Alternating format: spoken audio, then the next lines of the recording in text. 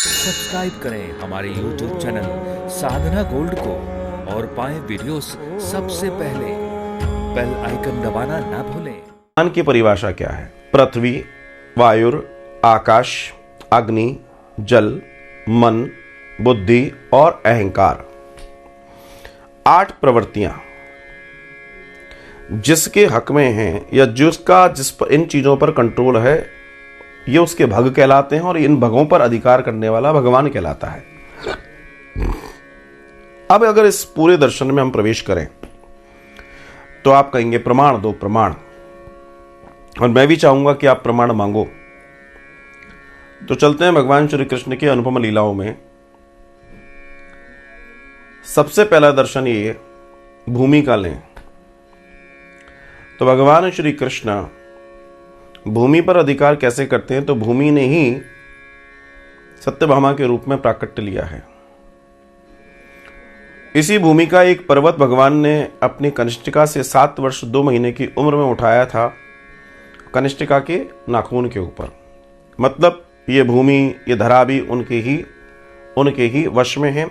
भगवान का एक रूप शेषावतार भी है और शेष के रूप में भगवान भी पृथ्वी को साधे हुए एक रूप का दर्शन है, मतलब कंट्रोल में है। दूसरा वायु। तो आपने भगवान की एक लीला देखी होगी, जब वो 1 वर्ष के थे, तृणावर्त जो थे, तृणावर्त मारने आया था, भगवान को वायु में ले गया था ऊपर तक। तो वायु में आकाश के अंतरिक्ष में जाने के बावजूद भी भगवान वापस आए। इससे ये सिद्ध होता है कि वायु पर भी उनका कंट्रोल है। 1 वर्ष के थे, लीला देखो।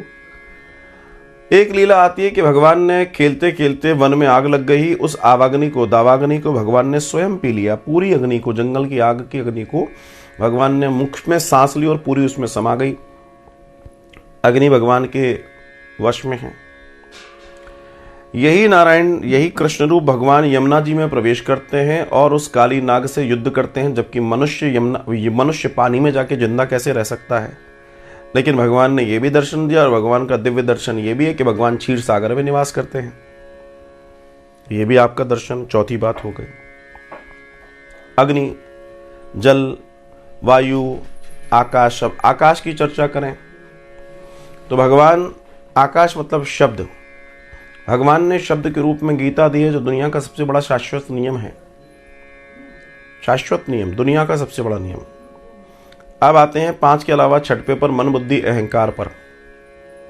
तो मन जिसके वश में है, भगवान के वश में मन है। अगर वो चाहते तो ऐसी कई लीलाएं थी जो भगवान की तरह वो निभाते, मगर उन्होंने नहीं निभाई, भगवान होते हुए भी।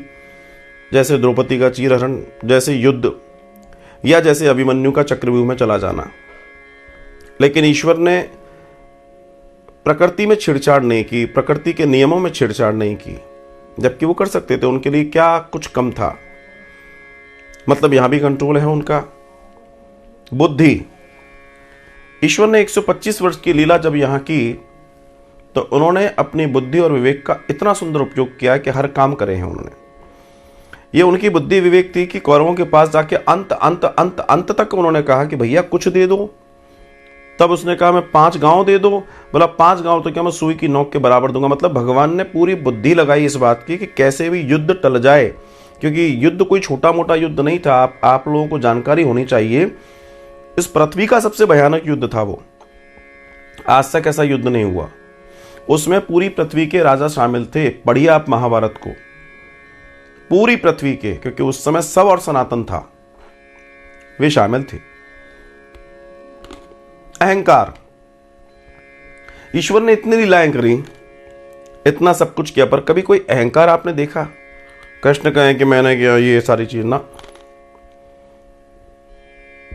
वो गरीब से गरीब और अमीर से अमीर जो भी आया, उन्होंने सबके लिए अपने हाथ फैलाए, सबके लिए कर्म किया। जो ये कर सकता है वही भगवान है, बाकी कोई भगवान नहीं।